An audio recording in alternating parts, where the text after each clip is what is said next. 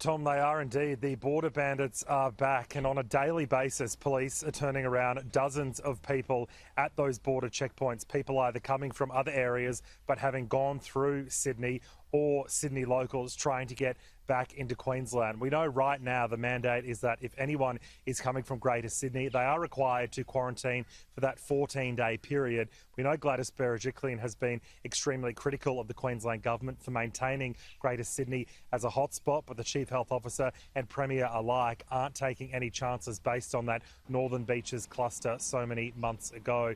It is likely, though, that it will be eventually lifted. We know that the current rule with the government is that they review these border restrictions and hotspots at the end of each month, so we could find out in the coming days whether Greater Sydney locals will be allowed back into the state. Here's a bit more from Queensland Police.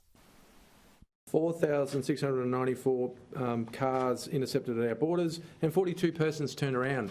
I raise that because we are still in restrictions with other hotspot in Sydney. People need to understand that this is not over, and we will continue to police those directions that are issued by the Chief Health Officer.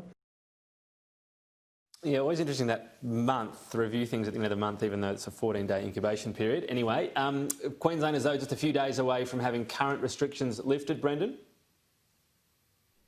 Yeah, Tom, so when that 3-day lockdown first came into force, there were a number of restrictions put in place across venues. We know right now if someone is having either a funeral or a wedding, that's a maximum of 100 people. We know at smaller venues, it's one person per 4 square metres. But from Friday at 1 a.m, those restrictions will likely be lifted. But the advice from the Chief Health Officer is that people should be wearing masks if they can't socially distance, particularly in areas like shopping centres or on public transport. Her advice as well is that people need to abide by those national guidelines of wearing masks at airports.